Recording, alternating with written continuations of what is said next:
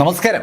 2007 June 8 രാവിലെ 7 മണി കഴിഞ്ഞ് 30 കായംകുളത്ത് നിന്ന് ആലപ്പുഴയ്ക്ക് പോകുന്ന റെയിൽവേ ലൈനിന്റെ വശത്തുകൂടി ഒരു ആള് നടന്നു വരികയാണ്. ശശിമോഹൻ എന്ന ആ വ്യക്തി പത്തിയൂർക്കാല റെയിൽവേ ബ്രിഡ്ജിന് സമീപം എത്തിയപ്പോൾ അയാള് ആ ട്രാക്കിൽ കണ്ട ഒരു കാഴ്ചയിലേക്ക് അറിയാതെ നോക്കി പോവുകയാണ്.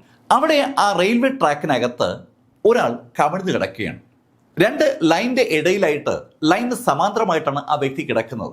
ആ കാഴ്ച കണ്ടതും ശശിമോഹൻ ഓടി ആ വ്യക്തിയുടെ അടുത്തെത്തി. അയാള് ഒരു അണ്ടർവെയറും ചുവപ്പ് നിറത്തിലുള്ള ഒരു ടീഷർട്ടുമാണ് ധരിച്ചിരിക്കുന്നത്.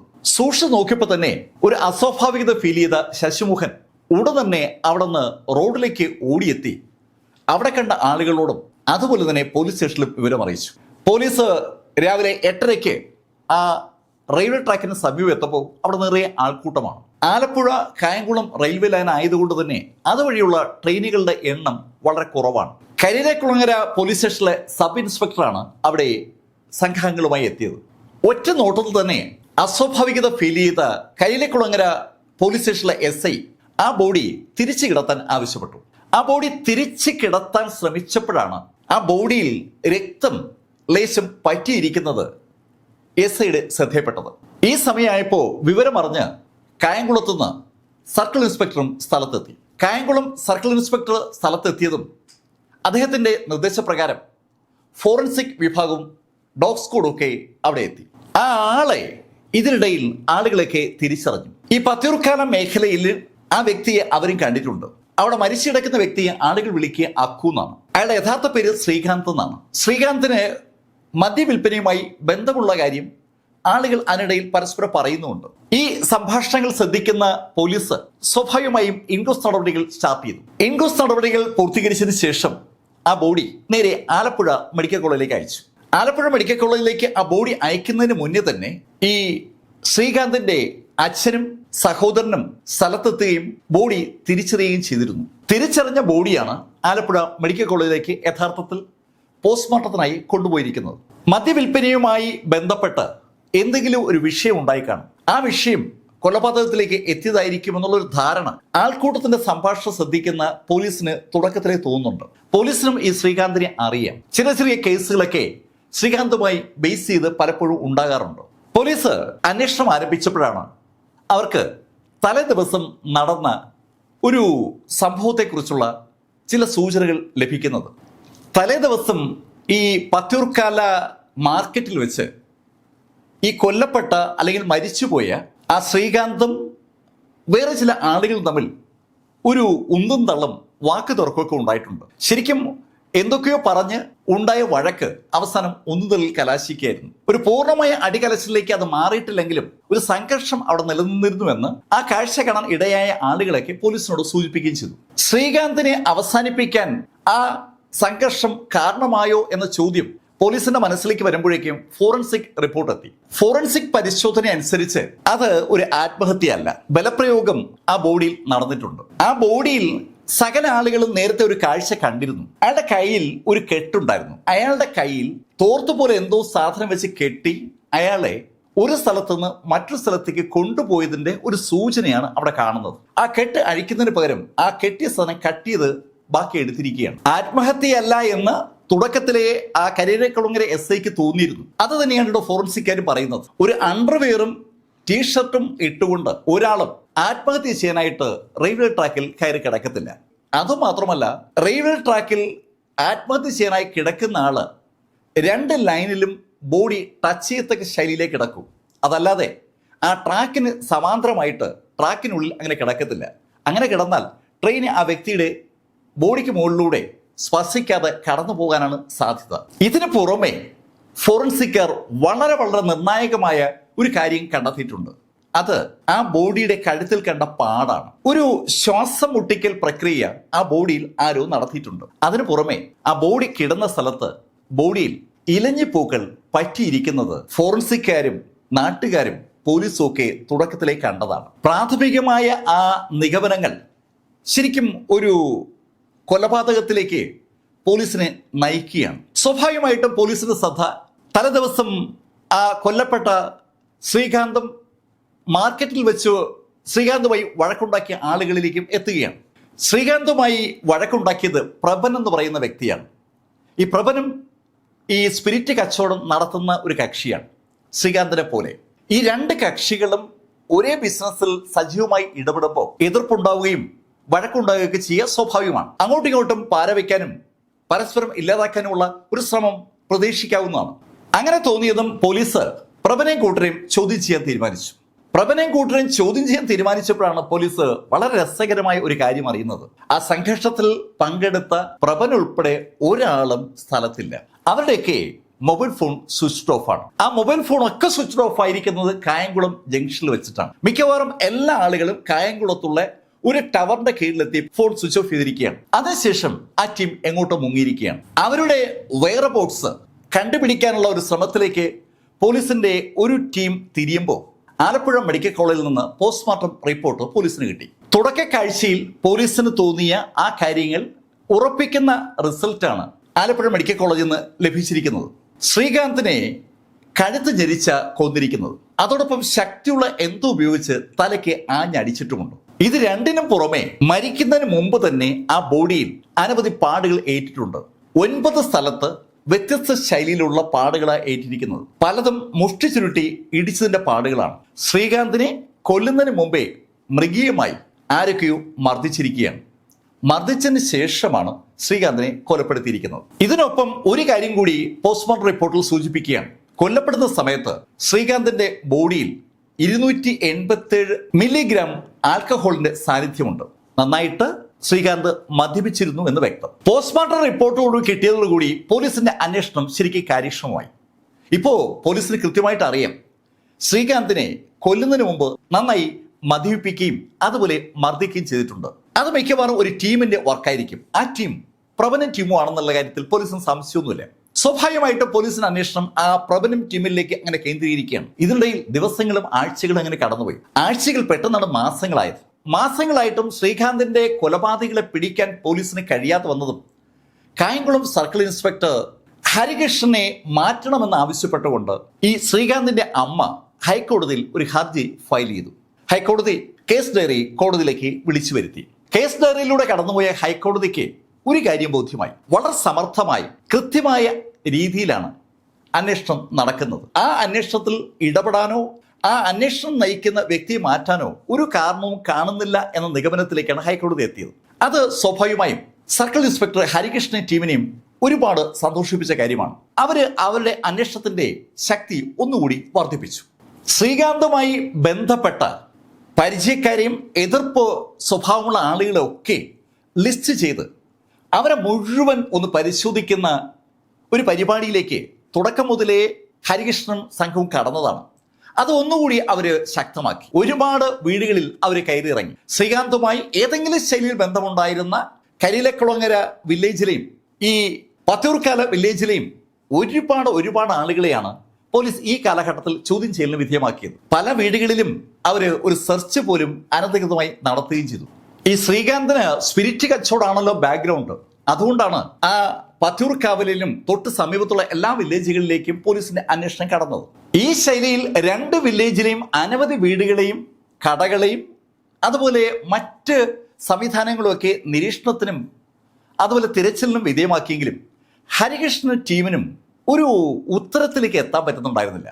ആ സമയത്താണ് ഹരികൃഷ്ണൻ തന്റെ മേശപ്പുറത്തിരിക്കുന്ന ഫോട്ടോകളിലേക്ക് ഒന്നുകൂടി സൂക്ഷിച്ചു നോക്കുന്നത്. ട്രാക്കിൽ കിടക്കുന്ന ശ്രീകാന്തിന്റെ വിവിധ ദിശകളിലുള്ള ഫോട്ടോകൾ അന്ന് തന്നെ എടുത്തിട്ടുണ്ടായിരുന്നു. ശ്രീകാന്തിന്റെ ബോഡിയിൽ കണ്ട ഇലഞ്ഞി പൂക്കളിലേക്ക് ഹരികൃഷ്ണന്റെ ശ്രദ്ധ പതിഞ്ഞു. നേരത്തെ പലതവണ ആ ഫോട്ടോ കണ്ടിട്ടുള്ള ഹരികൃഷ്ണന് അന്നൊന്നും ആ പൂക്കളിൽ പ്രത്യേകിച്ച് താല്പര്യമൊന്നും തോന്നിയിരുന്നില്ല. ആ പൂക്കളിലേക്ക് വീണ്ടും സൂക്ഷിച്ചു നോക്കിയപ്പോൾ ഹരികൃഷ്ണന് ഒരു സംശയം. ഹരികൃഷ്ണൻ ഉടൻ തന്നെ സ്റ്റേഷനിൽ ഈ കേസുമായി ബന്ധപ്പെട്ട ആളുകളെ വിളിച്ചിട്ട് അവരോട് പറഞ്ഞു, നിങ്ങൾ ഈ ബോഡി കണ്ട ആ സ്ഥലത്ത് ഇലഞ്ഞി മരം ഉണ്ടോ എന്ന് തിരക്ക്. അവരതിവേഗം ആ സ്പോട്ടിലെത്തി അതിന്റെ ചുറ്റുപാടൊക്കെ തിരക്കിപ്പോൾ അവിടെ ഒന്നും ഇലഞ്ഞി മരം ഇല്ല എന്നുള്ള ഇൻഫർമേഷൻ ഹരികൃഷ്ണൻ റിപ്പോർട്ട് ചെയ്തു. ഇലഞ്ഞി മരം ഇല്ലാത്ത ആ സ്ഥലത്ത് എങ്ങനെ ഇലഞ്ഞി പൂക്കൾ വന്നു? കാറ്റടിച്ച് വന്ന് വീഴുന്നതിന് ഒരു പരിധിയൊക്കെ ഉണ്ട്. വളരെ ദൂരത്തുനിന്ന് ഒരു കാരണവശാലും ആ ട്രാക്കിൽ പൂക്കൾ വന്നു വീഴാൻ ഒരു സാധ്യതയുമില്ല. ആ ബോഡി കിടക്കുന്ന ഭാഗത്തുള്ള ഫോട്ടോ മാത്രമല്ല ഇപ്പൊ ഹരികൃഷ്ണന്റെ കൈവശം ഉള്ളത്. കുറച്ച് നീളത്തിലുള്ള ഫോട്ടോസും ഉണ്ട്. അവിടെയൊന്നും ഇലഞ്ഞിപ്പൂക്കളില്ല. ആ ബോഡി കിടക്കുന്ന ഭാഗത്ത് മാത്രമേ ഇലഞ്ഞിപ്പൂക്കളുള്ളൂ. അത് സ്വാഭാവികമായിട്ടും ഹരികൃഷ്ണന്റെ സംശയം ഒന്ന് വർദ്ധിപ്പിച്ചു. ഈ ബോഡി കണ്ട ചുറ്റളവിൽ എവിടെയെല്ലാം ഇലഞ്ഞിമരം ഉണ്ട് എന്ന് കണ്ടെത്താനുള്ള ഒരു ശ്രമത്തിലേക്ക് പോലീസ് കടക്കുന്നത് ആ നിമിഷം മുതലാണ്. വളരെ രഹസ്യമായിട്ടാണ് അന്വേഷണം. ഇലഞ്ഞിമരമുള്ള അനവധി വീടുകളുണ്ട്. ആ വീടുകളുടെ ലിസ്റ്റ് അതിവേഗം തയ്യാർ ചെയ്യപ്പെട്ടു.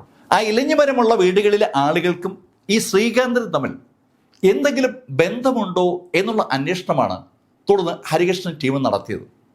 അങ്ങനെ അന്വേഷിച്ച് വരുമ്പോഴാണ് അവര് ശ്രീകാന്തന്റെ സുഹൃത്തായ അജിയുടെ പേര് അതിൽ കാണുന്നത്. ഇലഞ്ഞിപ്പൂക്കള് ശരിക്കും ഹരികൃഷ്ണൻ ടീമിനെയും ഒരു സംശയിക്കുന്ന ആളിലേക്ക് എത്തിച്ചിരിക്കുകയാണ്. പക്ഷെ ആളെ സംശയിക്കാൻ വേറെ കാരണങ്ങളൊന്നും തന്നെയില്ല.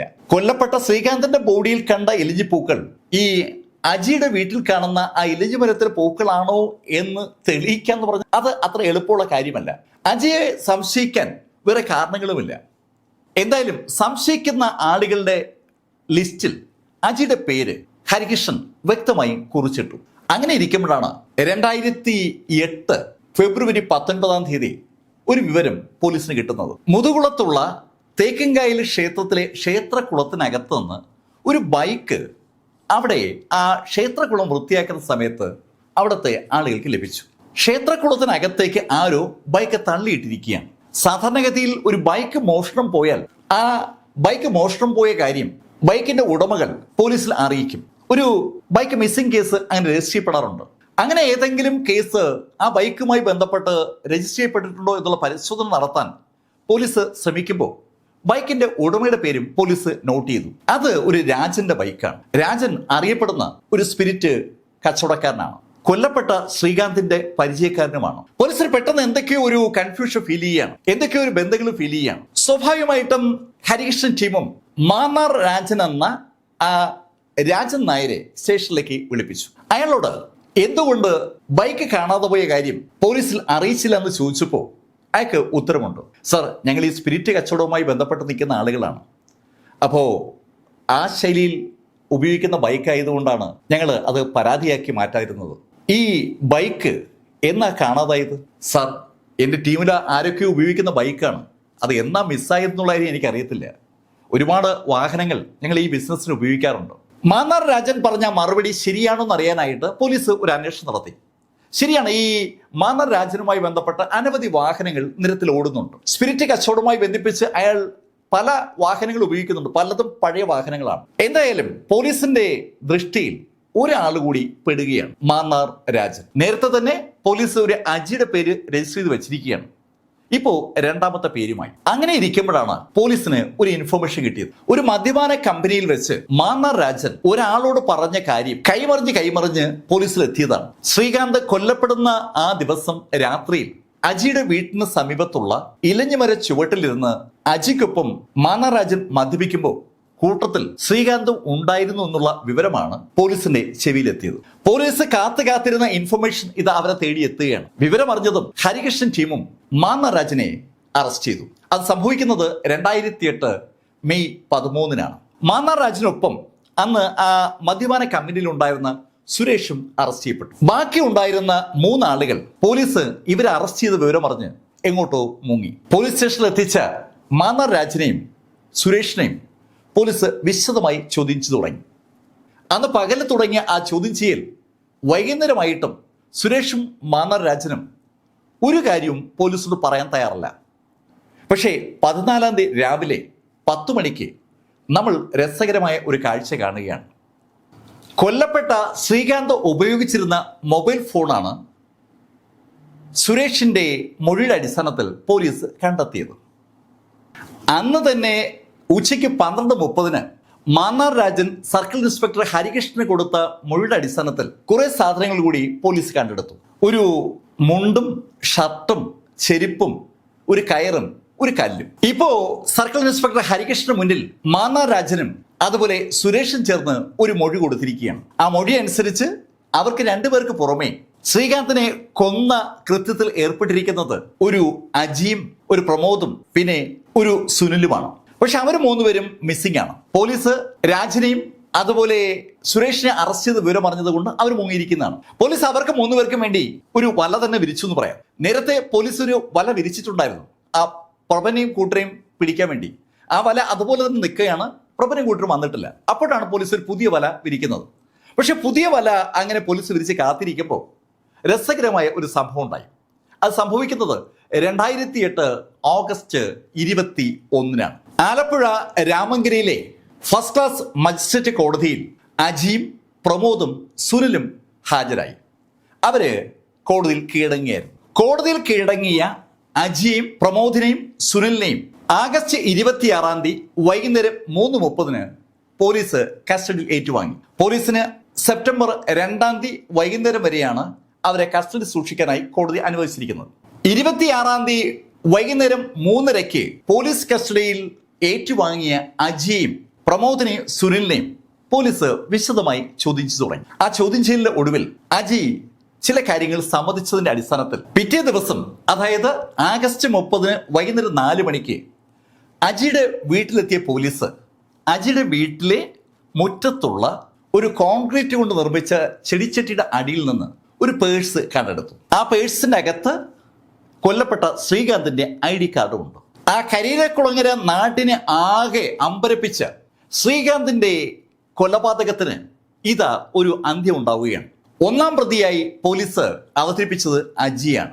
2-ാം പ്രതി രാജൻ നായർ എന്ന മാനരാജൻ, 3-ാം പ്രതി ഒരു രാജേഷ്, 4-ാം പ്രതി പ്രമോദ്, 5-ാം പ്രതി ഒരു സുരേഷ്. ഇങ്ങനെയാണ് പോലീസിന്റെ ലിസ്റ്റ്. എല്ലാ തെളിവുകളും ഫോറൻസിക് പരിശോധനകൾക്ക് വിധേയമാക്കി അതിനുശേഷം case Ramankari judicial first class magistrate കോടതിയിൽ സബ്മിറ്റ് ചെയ്തു. പോലീസ് കോടതിയിൽ കൊടുത്ത റിപ്പോർട്ട് അനുസരിച്ച് കൊല നടന്നിരിക്കുന്നത് 2007 ജൂൺ 7 അന്ന് രാത്രി 9 മണിയോടുകൂടി ശ്രീകാന്തിനെ കൊലപ്പെടുത്തുക എന്ന ഉദ്ദേശത്തോടു കൂടി അവര് കരുവാറ്റൻകുഴിയിൽ ഒന്നിച്ച് കൂടിയിരുന്നു.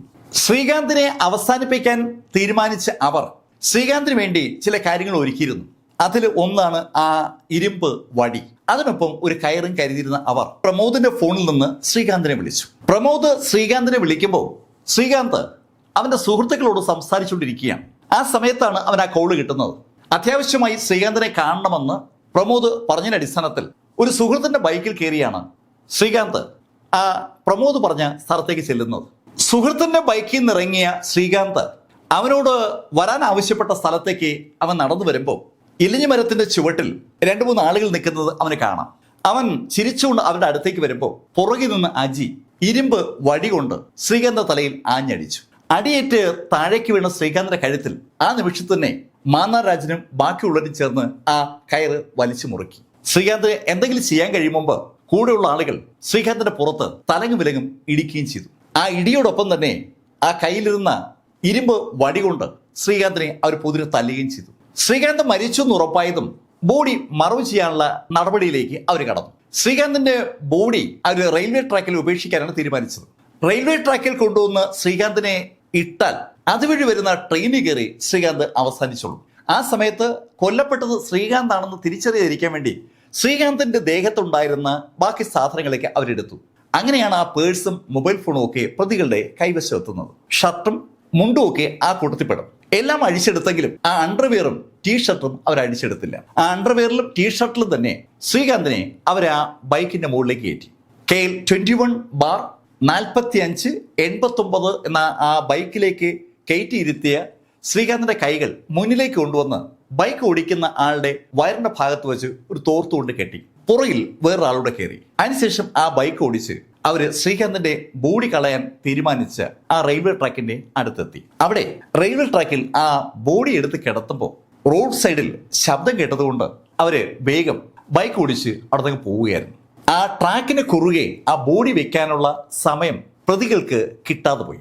അങ്ങനെ ബോഡി വെച്ചിരുന്നുവെങ്കിൽ അതിനുശേഷം കടന്നു വന്ന ഏതെങ്കിലും ട്രെയിൻ ശ്രീകാന്തിന്റെ ബോഡി കൂടി കയറുമായിരുന്നു. അങ്ങനെ സംഭവിച്ചിരുന്നുവെങ്കിൽ പ്രതികൾ ഉദ്ദേശിച്ച പോലെ ആളെ തിരിച്ചറിയാൻ പോലീസ് ശരിക്കും പെട്ടുപോയിനെ. പക്ഷെ അതിന് അവർക്ക് സമയം കിട്ടിയില്ല. പോലീസും പ്രോസിക്യൂഷനും ചേർന്ന് ഈ കഥ അതുപോലെ തന്നെ കോടതിയിൽ അവതരിപ്പിച്ചു. ആലപ്പുഴ ഫസ്റ്റ് ക്ലാസ് ജുഡീഷ്യൽ കോടതിയിൽ ഈ കേസിന്റെ വിചാരണ നടക്കുമ്പോഴാണ് പ്രോസിക്യൂഷന് ഒരു പുതിയ സാക്ഷി കിട്ടിയത്. അത് സംഭവിക്കുന്നത് 2014 അയാൾ ഗൾഫിൽ നിന്ന് മടങ്ങി വന്നപ്പോൾ യാദൃശ്യവശാലാണ് ഈ കേസിന്റെ ഭാഗമാകുന്നത്. അയാളും ഈ കൊല്ലപ്പെട്ട ശ്രീകാന്തും സുഹൃത്തുക്കൾക്കൊപ്പം സംസാരിച്ചുകൊണ്ടിരിക്കുമ്പോഴാണ് ശ്രീകാന്തിന് മൂന്നാം പ്രതി പ്രമോദിന്റെ കോള് വരുന്നത്. ആ കോള് കട്ടായതും ശ്രീകാന്ത് അവരോട് ഒരു കാര്യം പറഞ്ഞു. ഞാൻ അജിയെ ഒന്ന് കാണാൻ പോവുകയാണ്, അജി എന്നെ വിളിപ്പിച്ചിരുന്നു. അങ്ങനെ പറഞ്ഞുകൊണ്ട് അവരുടെ അടുത്തുനിന്ന് എണീറ്റ ശ്രീകാന്തിനെ അവരിൽ ഒരാളാണ് അജിയുടെ വീടിന് സമീപത്ത് മോട്ടോർ ബൈക്കിൽ കൊണ്ടുവന്ന് ഇറക്കിയത്. വളരെ വളരെ നിർണായകമായ ഒരു സാക്ഷി മൊഴിയാണ് പ്രവീൺ എന്ന ആ ചെറുപ്പക്കാരൻ കോടതിയിൽ നടത്തിയത്. സ്വാഭാവികമായിട്ട് പോലീസിനും പ്രോസിക്യൂഷനും കാര്യങ്ങൾ എളുപ്പമായി. അതിന്റെ അടിസ്ഥാനത്തിൽ വിധി പ്രഖ്യാപിക്കപ്പെടുകയും ചെയ്തു. പ്രതികളാക്കപ്പെട്ട 5 ആളുകളും നിഷ്ഠൂരമായ കൊലപാതകമാണ് നടത്തിയിരിക്കുന്നത്. ആ കൊല നടത്തിയതിന്റെ അടിസ്ഥാനത്തിൽ അവർ 5 പേരെയും ജീവപര്യന്ത തടവിന് വിധിച്ച കോടതി 5 പേർക്കും 25,000 രൂപ വീതം പിഴ നിശ്ചയിക്കുകയും ചെയ്തു. പിഴ അടച്ചില്ലെങ്കിൽ അവർ ഓരോരുത്തരും 6 മാസം കൂടി ജയിലിൽ കിടക്കണം. കേരളത്തെ പിടിച്ചുകുലക്കിയ കരിയിലേക്കുളങ്ങര കേസിന് അങ്ങനെ ഒരു പരിസമാപ്തി ഉണ്ടായി. പക്ഷെ കാലം മുന്നോട്ട് പോയപ്പോൾ ഈ കേസ് ഹൈക്കോടതിയിൽ ചോദ്യം ചെയ്യപ്പെട്ടു. ഹൈക്കോടതിയിൽ പ്രതികൾക്ക് വേണ്ടി ഹാജരായത് OV മണിപ്രസാദും സോജൻ മൈക്കിളുമാണ്. പ്രോസിക്യൂഷന് വേണ്ടി ഹാജരായത് അലക്സ് M തോബ്രയാണ്. ശരിക്കും ഒരു നിയമയുദ്ധമാണ് ഹൈക്കോടതിയിൽ നടന്നത്. ജുഡീഷ്യൽ ഫസ്റ്റ് ക്ലാസ് മജിസ്ട്രേറ്റിന്റെ ആ വിധി മണിപ്രസാദും സോജൻ മൈക്കിളും കോടതിയിൽ കീറി മുറിക്കുക തന്നെ ചെയ്തു. അവര് ഒരുപാട് കാര്യങ്ങളാണ് ഈ വിധിയുമായി ബന്ധിപ്പിച്ച് ചോദ്യം ചെയ്തത്. എവിഡൻസ് ആക്ട് ഇന്ത്യൻ നിയമവ്യവസ്ഥയിലെ ഏറ്റവും നിർണായകമായ ഒരു സെക്ഷനാണ്. ആ എവിഡൻസ് ആക്ട് നിഷ്കർഷിക്കുന്ന ശൈലിയിലല്ല ഇവിടെ പോലീസ് എവിഡൻസുകൾ കളക്ട് ചെയ്തത്. അതാണ് ഡിഫൻസിന്റെ പ്രധാനപ്പെട്ട വാദം. ഒന്നാം പ്രതി അജിയുടെ വീട്ടിൽ നിന്ന് പോലീസ് കണ്ടെടുത്ത ആ പേഴ്സിനകത്തുള്ള ID കാർഡും ഒരു വല്ലാത്ത ചോദ്യചിഹ്നമാണ് സകലരുടെ മുന്നിലും ഉണ്ടാക്കിയത്. വളരെ ആസൂത്രണമായി കൊല നടത്തിയ പ്രതികൾ കൊല്ലപ്പെട്ട ആളിന്റെ പേഴ്സും ID കാർഡും വീട്ടിൽ തന്നെ ഒരു ചെടിച്ചട്ടിയുടെ അടിയിൽ സൂക്ഷിച്ചു വെച്ചിരിക്കുന്നു എന്ന് പറഞ്ഞാൽ അത് വിശ്വസിക്കാൻ ഈ ഭൂമിയിൽ ഒരു മനുഷ്യനും തയ്യാറാകില്ല എന്ന ഒരു യാഥാർത്ഥ്യമാണ് ഡിഫൻസ് വക്കീലുകൾ ആദ്യമേ ചൂണ്ടിക്കാണിച്ചത്. കൊല നടന്ന് ഒരു കൊല്ലം കഴിഞ്ഞതിന് ശേഷമാണ് ആ പേഴ്സും ID കാർഡും ഒന്നാം പ്രതിയുടെ വീട്ടിലെ ആ ചെടിച്ചട്ടിയുടെ അടിയിൽ നിന്ന് കണ്ടെടുത്തതായി പോലീസ് പറയുന്നത്. സാധാരണഗതിയിൽ ഒരു പ്രതി പോലീസിനോട് ഒരു മൊഴി കൊടുത്തു കഴിയുമ്പോൾ ആ മൊഴിയിൽ ഏതെങ്കിലും സാധനങ്ങളെക്കുറിച്ച് സൂചിപ്പിക്കുകയാണെങ്കിൽ ആ സാധനങ്ങൾ കണ്ടെടുക്കാൻ പോകുന്ന ആ യാത്ര തുടങ്ങുന്ന പോലീസ് സ്റ്റേഷൻ മുതൽ സമൂഹത്തിൽ നിലയും വിലയുമുള്ള ആളുകൾ സാക്ഷികളായി ഉണ്ടാകണം. അതാണ് ഇന്ത്യയിലെ എവിഡൻസ് ആക്ട് നിഷ്കർഷിക്കുന്നത്. ഇവിടെ അങ്ങനെ ഒരു സംഭവമേ ഉണ്ടായിട്ടില്ല. പോലീസ് കണ്ടെടുത്തു എന്ന് പറയുന്ന ആ തെളിവ് രേഖപ്പെടുത്തിയ പേപ്പറിൽ റോഡിൽ കൂടെ പോയ ഒരാളെ കൊണ്ട് ഒപ്പിടിക്കുകയായിരുന്നു എന്നത് വളരെ വ്യക്തമായി ഡിഫൻസ് കോടതിയിൽ പ്രൂവ് ചെയ്തു. ഹൈക്കോടതിയിൽ ഈ വാദം നടക്കുന്നത് ജസ്റ്റിസ് വിജയരാഘവന്റെയും അതുപോലെ ജസ്റ്റിസ് ഗിരീഷിന്റെയും ബെഞ്ചിന് മുന്നിലാണ്. അവർ രണ്ടുപേരും ആ സമയത്ത് പ്രോസിക്യൂഷനോട് ആ കാര്യങ്ങൾ ചോദിക്കുകയും ചെയ്തു. ഈ ഭൂമിയിൽ ആരെങ്കിലും കൊന്ന ആളിന്റെ ID കാർഡ് വീട്ടിൽ സൂക്ഷിക്കുമോ എന്നുള്ള ചോദ്യത്തിന് വ്യക്തമായ ഒരു ഉത്തരം നൽകാൻ ആ സമയത്ത് പ്രോസിക്യൂഷനെ പ്രതികരിക്കുന്ന വക്കീലുമാർക്ക് കഴിഞ്ഞതേയില്ല. അതിന് പുറമെയാണ് രണ്ടാമത്തെ തെളിവിലേക്ക് ഡിഫൻസ് കടന്നത്. പരസ്യമായിട്ടാണ് ചെരുപ്പും കയറും കല്ലും മുണ്ടും അതുപോലെ ഷർട്ടും പ്രതികൾ പറഞ്ഞതിന്റെ അടിസ്ഥാനത്തിൽ ഒരു കുളത്തിന് അകത്ത് നിന്ന് പോലീസ് കണ്ടെടുത്തതായി പോലീസ് കോടതി പറഞ്ഞത്. പക്ഷേ ആ കാര്യത്തിന് സാക്ഷിയായ ആളെ കോടതിയിൽ വിസ്തരിച്ചപ്പോൾ അയാൾ തികച്ചും അമ്പരപ്പിക്കുന്ന ഒരു മൊഴിയാണ് നൽകിയത്. പോലീസ് പ്രതിയുമായി ആ സാധനങ്ങളുമായി കരയിലേക്ക് വന്നപ്പോൾ തന്നെ കൊണ്ട് ഒപ്പിടിക്കുകയായിരുന്നു. അതല്ല എന്ന് തെളിയിക്കാൻ കഴിയുന്ന ഒരു സാക്ഷിയെ പോലും ഹാജരാക്കാൻ പ്രോസിക്യൂഷന് കഴിഞ്ഞതുമില്ല. പ്രോസിക്യൂഷൻ അത് കഴിയാതെ വന്നപ്പോൾ സ്വാഭാവികമായിട്ടും ഈ കേസിന്റെ വിചാരണ കാണുന്ന ആളുകൾക്ക് മനസ്സിലാകുന്ന ഒരു സിമ്പിൾ കാര്യമാണ്, പോലീസ് ഒളിപ്പിച്ചു വെച്ച തെളിവ് പോലീസ് തന്നെ എടുപ്പിച്ച് അത് പ്രതി അവിടെ കൊണ്ടുവച്ചതാണെന്ന് പറയിപ്പിച്ചു എന്നുള്ള ഒരു തോന്നല ഉണ്ടാവുക. കള്ളത്തെളിവുകൾ പോലീസ് തന്നെ ഉണ്ടാക്കി വെച്ച ഒരു സൂചന അവിടെ വ്യക്തമായും ഡിഫൻസിന് പ്രൂവ് ചെയ്യാൻ പറ്റി. മൂന്നാമത്തെ കാര്യമായി ഡിഫൻസ് അവിടെ അവതരിപ്പിച്ചത് പ്രോസിക്യൂഷന്റെ പ്രധാന സാക്ഷി തന്നെയാണ്. ആ പ്രധാന സാക്ഷി ഫോറൻസിക് വിഭാഗത്തിന്റെ ആളുകളാണ്. അവരുടെ റിപ്പോർട്ട് അനുസരിച്ച് ആ കുളത്തിൽ നിന്ന് കിട്ടിയ സാധനങ്ങളിൽ ജലത്തിന്റെ അംശം പോലുമില്ലായിരുന്നു. വെള്ളത്തിനകത്ത് കെട്ടിത്തൂക്കിയിരുന്നു എന്ന് പറയുന്ന ആ കഥ 100% വ്യാജമാണെന്ന് പ്രോസിക്യൂഷൻ സാക്ഷികൾ തന്നെ കോടതിയിൽ പ്രൂവ് ചെയ്തു. പോലീസിന്റെ ഒരു കഥ അവിടെ സുന്ദരമായി പൊളിയുകയാണ്. അപ്പോഴാണ് ആ ഇരുമ്പ് ദണ്ടിന്റെ കഥ കൂടി ഡിഫൻസ് അവതരിപ്പിക്കുന്നത്. ഇരുമ്പ് ദണ്ടിൽ രക്തം പറ്റിപ്പിടിച്ചിരുന്നു, അതുപോലെ ഷർട്ടിലും മുണ്ടിലുമൊക്കെ രക്തത്തിന്റെ അംശമുണ്ട്. ഫോറൻസിക് വിഭാഗത്തിന്റെ സാക്ഷി കോടതിയിൽ തികച്ചും ഞെട്ടിപ്പിക്കുന്ന ഒരു സാക്ഷിമൊഴി നൽകി. ആ രക്തസാമ്പിളുകളും കൊല്ലപ്പെട്ട ശ്രീകാന്ത് തമ്മിലുള്ള ബന്ധം കോടതിയിൽ പ്രൂവ് ചെയ്യാൻ പ്രോസിക്യൂഷന് കഴിഞ്ഞില്ല. കൊല്ലപ്പെട്ട ശ്രീകാന്തിന്റെ മുണ്ടിൽ പറ്റിയിരിക്കുന്ന രക്തം സ്വാഭാവികമായും ശ്രീകാന്തിൻ്റെതായിരിക്കും എന്നുള്ള ധാരണയാണല്ലോ ഉണ്ടാവുക.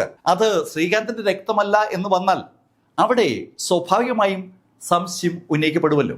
ഇനി ഏറ്റവും പ്രധാനപ്പെട്ട മറ്റൊരു കാര്യത്തിലേക്ക് കോടതിയുടെ ശ്രദ്ധ ഡിഫൻസ് കൊണ്ടുവന്നു. അത് 7ാം സാക്ഷിയായി വന്ന പ്രവീണിന്റെ കാര്യമാണ്. പ്രവീണ് ഈ കൊല നടക്കുന്ന ആ കാലഘട്ടത്തിൽ നാട്ടിൽ തന്നെ ഉണ്ട്. അവൻ ഏകദേശം 1 കൊല്ലക്കാലം നാട്ടിലുണ്ടായിരുന്നു. അപ്പോഴൊന്നും അവൻ ഈ കാര്യം ആരോടും പറഞ്ഞിട്ടില്ല. ശ്രീകാന്തിന് പ്രമോദിന്റെ ഫോൺ വന്ന കാര്യം പ്രവീണാണ് കോടതി പറഞ്ഞത്. പക്ഷേ പ്രവീണിനും ശ്രീകാന്തിനും ഒപ്പം വേറെ ആളുകൾ അന്ന് അവിടെ ഉണ്ടായിരുന്നു. അവരാരും ശ്രീകാന്ത് അങ്ങനെ ഒരു കാര്യം പറഞ്ഞതിനെ കുറിച്ച് ഓർക്കുന്നതേയില്ല. അങ്ങനെ ഒരു സംഭവമേ ഉണ്ടായിട്ടില്ല എന്ന് അവർ കോടതിയിൽ പറയുകയും ചെയ്തു. ഈ പ്രവീണ് നാട്ടിലുണ്ടായിരുന്ന സമയത്ത് പോലീസിന് മൊഴി നൽകിയിരുന്നുവെങ്കിൽ പ്രഭനൻ ടീമിനും 1 വർഷത്തോളം ഒഴിവിൽ കഴിയേണ്ടി വരുമായിരുന്നില്ല. അവരെ പോലീസ് സംശയിക്കുന്നു എന്ന് തോന്നിയതുകൊണ്ടാണ് അവർ യഥാർത്ഥത്തിൽ ഒളിവിൽ പോയത്.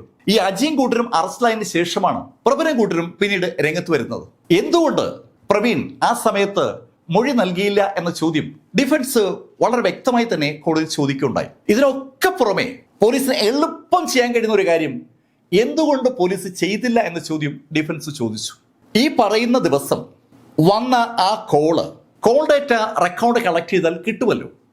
ഈ ശ്രീകാന്തിന് ആ കോള് വന്ന കാര്യം കോടതിയിൽ പ്രൂവ് ചെയ്യാൻ പ്രോസിക്യൂഷന് പറ്റിയില്ല. അങ്ങനെ ഒരു കോളേ വന്നിട്ടില്ലാത്തത് കൊണ്ടാണ് ആ കോളിനെ കുറിച്ച് പ്രോസിക്യൂഷൻ കോടതിയിൽ പറയാത്തതെന്ന് ഡിഫൻസ് പറയുമ്പോൾ അത് അങ്ങനെ അല്ല എന്ന് സമർത്ഥിക്കാൻ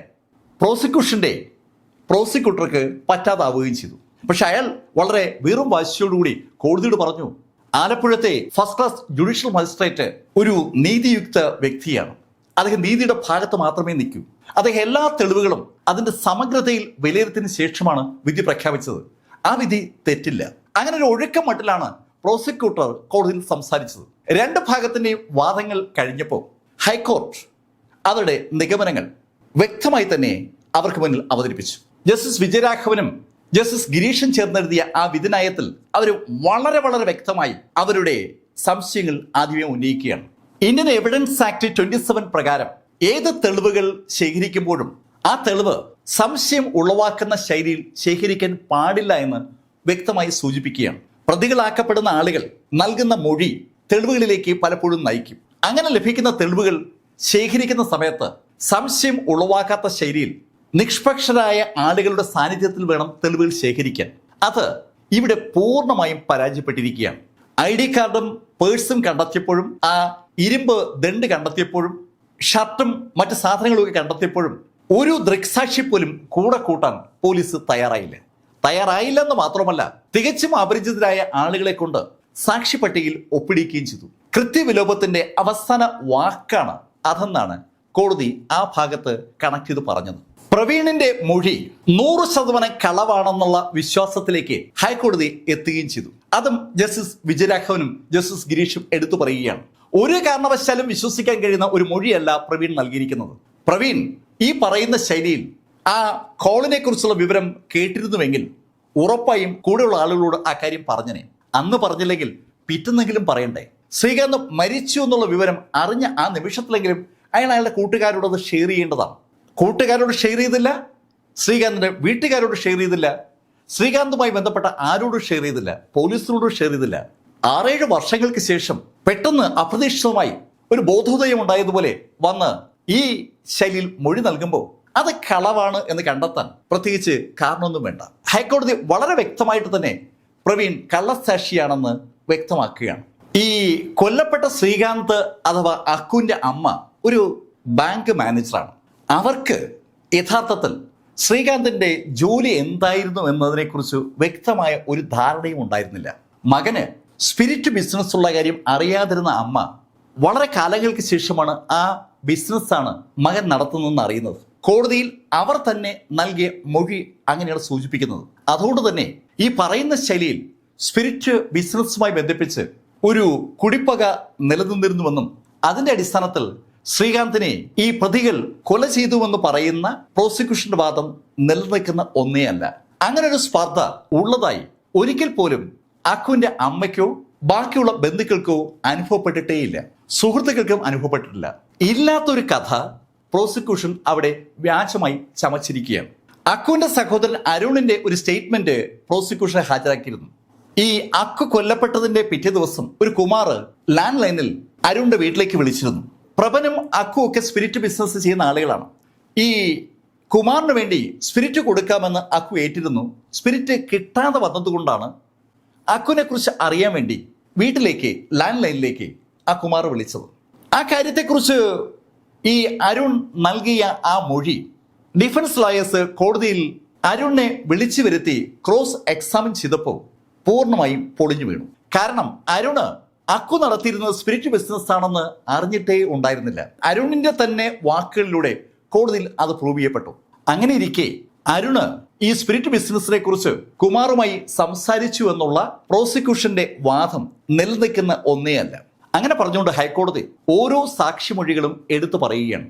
പ്രോസിക്യൂഷൻ ഹാജരാക്കിയ എല്ലാ സാക്ഷിമൊഴികളിലും ഈ തരത്തിലുള്ള വൈരുദ്ധ്യങ്ങളുണ്ട്. പ്രോസിക്യൂഷൻ ഹാജരാക്കിയ സാക്ഷിമൊഴികളും എവിഡൻസുകളും എല്ലാം തട്ടിക്കൂട്ടിയതാണ്. ഈ തട്ടിക്കൂട്ടൽ തെളിവുകളും തട്ടിക്കൂട്ടൽ സാക്ഷിമൊഴികളും ചേർത്ത് Alappuzha first class judicial magistrate എങ്ങനെയാണ് ഇവരെ പ്രതികളായി കണ്ടെത്തിയെന്നുള്ള കാര്യമാണ് ഹൈക്കോടതിക്ക് അങ്ങോട്ട് മനസ്സിലാകാത്തത്. ഒരു കൊല നടക്കുമ്പോൾ ദൃക്സാക്ഷികൾ ചിലപ്പോൾ കാണണമെന്നില്ല. പൂർണ്ണമായും സാഹചര്യ തെളിവുകളെ മാത്രം ആശ്രയിച്ചായിരിക്കും ആ സമയത്ത് പോലീസ് പ്രതികളിലേക്ക് എത്തുന്നത്. ആ ആളുകളാണ് പ്രതികൾ എന്നുള്ളത് പോലീസിന്റെ ഒരു ഊഹമാണ്, ഹൈപ്പോത്തീസിസ് ആണ്. അനവധി ഹൈപ്പോത്തീസിസുകൾ പോലീസിന് ഒരു കേസുമായി ബന്ധിപ്പിച്ചുണ്ടാകും. ഇവിടെ തന്നെ പ്രഭനും കൂട്ടരുമാണ് കൊല നടത്തിയെന്നുള്ള ഒരു ഹൈപ്പോത്തീസിസ് തുടക്കത്തിൽ പോലീസിനുണ്ടായിരുന്നു. പിന്നീടാണ് അജയ് കൂട്ടരുമാണ് കൊല നടത്തിയെന്നുള്ള ഹൈപ്പോത്തീസിസിലേക്ക് പോലീസ് എത്തുന്നത്. പോലീസിന്റെ ഊഹം എന്ത് തന്നെയാണെങ്കിലും ആ ഊഹം ശരിയാണെന്ന് ഉറപ്പിക്കാനായി സാഹചര്യ തെളിവുകളെ ഉപയോഗിക്കും. സാഹചര്യ തെളിവുകൾ എന്ന് പറയുമ്പോൾ ചിലപ്പോൾ സാക്ഷിമൊഴികൾ കാണും, ചിലപ്പോൾ മറ്റ് തെളിവുകൾ കാണും, ചിലപ്പോൾ മെറ്റീരിയൽ ഓബ്ജക്ട്സുകളാണ്. ഇതൊക്കെ ക്രമമായിട്ട് അടുക്കും ചിട്ടയായിട്ട് അവതരിപ്പിക്കുമ്പോൾ അതിൽ ഒരു യുക്തി ഉണ്ടാവണം, അതിനകത്ത് ഒരു കഥയുണ്ടാവണം, അതിനകത്ത് ഒരു ലോജിക്ക് ഉണ്ടാവണം. ഇവിടെ പ്രോസിക്യൂഷൻ അവതരിപ്പിച്ച സാക്ഷിമൊഴികളിലും എവിഡൻസുകളിലും അതുപോലെ മെറ്റീരിയൽ ഓബ്ജക്ട്സുകളിലും ഒരുപാട് സംശയങ്ങൾ മാത്രമാണ് ബാലൻസ്. ശ്രീകാന്തിന്റെ കൊലയും പ്രതികളെന്ന് ആരോപിക്കപ്പെട്ടിരിക്കുന്ന ആളുകളും തമ്മിൽ ഒരു തരത്തിലുള്ള ബന്ധവും സ്ഥാപിച്ചെടുക്കാൻ യഥാർത്ഥത്തിൽ പ്രോസിക്യൂഷന് പറ്റിയിട്ടേയില്ല. പോലീസിന്റെ അന്വേഷണം സമ്പൂർണ്ണ പരാജയമായിരുന്നു എന്ന് എടുത്തു പറയേണ്ടി വരും എന്നാണ് ഹൈക്കോടതി ആ വിധിയിൽ സൂചിപ്പിക്കുന്നത്. പ്രതികളെ കിട്ടാതെ വരുമ്പോൾ ആരെങ്കിലും കണ്ടുപിടിക്കുകയും അവരെ പ്രതികളാക്കുകയും ചെയ്യുന്ന ഒരു രീതി പോലീസ് പലപ്പോഴും പയറ്റാറുണ്ട്. അതാണ് ഇവിടെയും കാണുന്നത്. കരിയിലക്കുളങ്ങര കൊലക്കേസുമായി ബന്ധപ്പെട്ടുകൊണ്ട് ഹൈക്കോടതി നടത്തിയിരിക്കുന്ന നിരീക്ഷണങ്ങൾ ശരിക്കും അർത്ഥവത്തായ നിരീക്ഷണമാണ്. അജിയും രാജൻ നായരെയും പ്രമോദിനെയും രാജേഷിനെയും അതുപോലെ സുരേഷിനെയൊക്കെ പ്രതികളാക്കിക്കൊണ്ട് പോലീസ് ആ ശ്രീകാന്തിന്റെ കൊലപാതക കേസ് അങ്ങ് അവസാനിപ്പിക്കുകയായിരുന്നു. പോലീസിന്റെയും പ്രോസിക്യൂഷന്റെയും വാദങ്ങൾ എല്ലാം ഖണ്ഡിച്ചുകൊണ്ട് ഹൈക്കോടതി ആ 5 പേരെയും വെറുതെ വിട്ടു. അപ്പോൾ ചോദ്യം അവിടെ ഉന്നയിക്കപ്പെടുകയാണ്, യഥാർത്ഥത്തിൽ ഈ കേസിലെ പ്രതികൾ ആരാണ്? തങ്ങളെ സംശയിക്കുന്നു എന്ന ഒറ്റ കാരണത്താൽ പ്രഭനും കൂട്ടരും ഒരുപാട് നാൾ ഒളിവിൽ പോയത് എന്തുകൊണ്ട് ഒരു ചോദ്യമായി പോലീസിന്റെ മനസ്സിലേക്ക് വന്നില്ല? ഒരു കൊല നടക്കുമ്പോൾ പോലീസ് പലരെയും സംശയിക്കും. ഞാൻ നേരത്തെ സൂചിപ്പിച്ചതുപോലെ പോലീസ് പലതരത്തിലുള്ള ഊഹങ്ങൾ നടത്തും. ഏത് ഊഹമാണ് ശരിയെന്ന് പോലീസിന് അറിയത്തില്ല. ഓരോ ഊഹവും തെളിയിക്കാനായിട്ട് പോലീസ് അനവധി തെളിവുകൾ ശേഖരിക്കും. പ്രഭനെയും കൂട്ടരെയും സംശയിച്ചപ്പോൾ അവരെ പ്രതികളാക്കാൻ വേണ്ടിയുള്ള തെളിവുകൾ ശേഖരിക്കാൻ പോലീസ് ഒരു ശ്രമം നടത്തി. പോലീസിന് ആ ഭാഗത്തു നിന്ന് ഒന്നും കിട്ടാതെ വന്നതുകൊണ്ട് സ്വാഭാവികമായിട്ടും അവരെ അടുത്ത കൂട്ടറിലേക്ക് എത്തി. ഇത് രണ്ടും പറയുമ്പോഴും ഒരു കാര്യം പറയാതെ വയ്യ. ആ ബോഡിയിൽ കണ്ട ഇലഞ്ഞിപ്പൂക്കൾ ഒരു ചോദ്യമാണ്. ആ ഇലഞ്ഞിപ്പൂക്കൾ കണ്ട സ്ഥലം അജിയുടെ വീടാണെന്ന് സർക്കിൾ ഇൻസ്പെക്ടർ ഹരികൃഷ്ണൻ അങ്ങ് ഉറപ്പിക്കുകയായിരുന്നു. വേറെ ഒരു സ്ഥലത്തും അന്ന് ഇലഞ്ഞിപ്പൂക്കൾ ഇല്ലായിരുന്നു. ആ ചോദ്യം വളരെ വളരെ നിർണായകമാണ്. യഥാർത്ഥ പ്രതിയിലേക്ക്, യഥാർത്ഥ കൊലപാതക പ്ലേസിലേക്ക് പോലീസിന് എത്താൻ കഴിയാതെ പോയത് അത്തരത്തിൽ ഒരു അന്വേഷണം നടത്താത്തത് കൊണ്ടല്ലേ? ആ ചോദ്യം ഹൈക്കോടതി ചോദിച്ചിട്ടുണ്ട്. കാരണം ഈ കൊല നടന്ന സ്ഥലത്തുനിന്ന് റെയിൽവേ ട്രാക്ക് വരെയുള്ള ആ യാത്ര പോലീസ് പറയുന്നത് പോലെ സംഭവിച്ചിരിക്കാൻ ഒരു സാധ്യതയും ഹൈക്കോടതി കാണുന്നില്ല. കൊല്ലപ്പെട്ട ഒരാളെ ഒരു ബൈക്കിന്റെ നടുക്കിരുത്തി രാത്രിയിൽ ആ റോഡിലൂടെ അങ്ങനെ കൊണ്ടുപോയി ട്രാക്കിൽ കൊണ്ടുവന്ന് അങ്ങനെ കിടത്തി, അതും ലൈനുകൾക്കിടയിൽ സമാന്തരമായി കിടത്തി എന്നൊക്കെ പറയുന്നത് ശുദ്ധ അസംബന്ധം. അങ്ങനെ മാത്രമേ പറയാൻ പറ്റൂ. അതിനുശേഷം ആ ബൈക്ക് കൊണ്ടുവന്ന് കൊളുത്തി കളയുക. കളയുന്നതിന് മുന്നേ ആ ബൈക്കിലെ ഗ്രിപ്പിനുള്ള പിടി ഊരിയെടുക്കുക. എന്നിട്ട് ആ ഗ്രിപ്പ് വീട്ടിൽ സൂക്ഷിച്ചു വെക്കുക.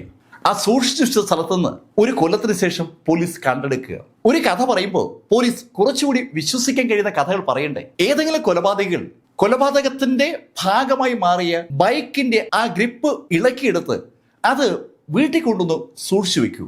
അതുപോലെ തന്നെയാണ് കൊല്ലപ്പെട്ട ആളിന്റെ ID കാർഡ് ആരും കാണാതെ വീട്ടിലെ ചെടിച്ചട്ടിക്കടിയിൽ സൂക്ഷിച്ചു വെച്ചു എന്ന് പറയുന്ന കഥ. എല്ലാ കഥകളും പൂർണ്ണമായും വ്യാജമാണെന്നാണ് ഹൈക്കോടതിയുടെ നിഗമനം. അപ്പോൾ ആ ചോദ്യം ഒരിക്കൽ കൂടി ഞാൻ ചോദിക്കട്ടെ, സത്യത്തിൽ ശ്രീകാന്തിനെ ആരാ കൊന്നത്? ഉത്തരം അറിയാവുന്ന ആളുകൾക്ക് കമന്റ് ചെയ്യാം. നമ്മൾ ഒരുപാട് ജയിൽ ചാട്ടങ്ങളെ കുറിച്ച് കേട്ടിട്ടുള്ള ആളുകളാണ്. പക്ഷേ ഒരു ദിവസം രാത്രി ഒരു ജയിൽ പുള്ളി അയാളുടെ ആ മുറിക്കകത്ത് തന്നെയുള്ള കുളിമുറിയിലേക്ക് കയറുന്ന ഒരു രംഗമുണ്ട്. കുളിമുറിക്കകം ക്യാമറയിൽ വരില്ലെങ്കിലും ആ മുറി പൂർണ്ണമായും CCTV ക്യാമറയുടെ നിരീക്ഷണത്തിലാണ്. കുളിമുറിയിലേക്ക് അയാൾ കയറുന്ന വിഷ്വൽ വരെ സകല ആളുകളും നിരീക്ഷിച്ചുകൊണ്ടിരിക്കുകയാണ്. ആ ജയിലിനെ സംബന്ധിച്ചിടത്തോളം ഏറ്റവും പ്രധാനപ്പെട്ട തടവുപുള്ളിയാണ് ആ വ്യക്തി. അതുകൊണ്ട് തന്നെ അയാളുടെ എല്ലാ വിഷ്വലുകളും ഓരോ സെക്കൻഡിലും ഒപ്പിയെടുക്കുകയാണ്. കുളിമുറിക്കുള്ളിലേക്ക് കയറിയ ആ വ്യക്തി 20 മിനിറ്റ് കഴിഞ്ഞിട്ടും പുറത്തു വരാതെ വന്നതും ജയിൽ അധികാരികൾ ആ മുറിയും കുളിമുറിയും പരിശോധിക്കുമ്പോൾ ആ വ്യക്തിയെ കാണാനില്ല. കുളിമുറിയുടെ മേൽക്കൂരയിലോ വശങ്ങളിലോ ഒന്നും ഒരു മാറ്റവുമില്ല. തികച്ചും അപ്രതീക്ഷിതമായി ആ കുളിമുറിയിൽ നിന്ന് അയാൾ മാഞ്ഞു പോയിരിക്കുകയാണ്. ലോകത്തെ ഞെട്ടിച്ച ഏറ്റവും വലിയ അമ്പരപ്പിക്കുന്ന ജയിൽ ചാട്ടമാണ് യഥാർത്ഥത്തിൽ അവിടെ നടന്നിരിക്കുന്നത്.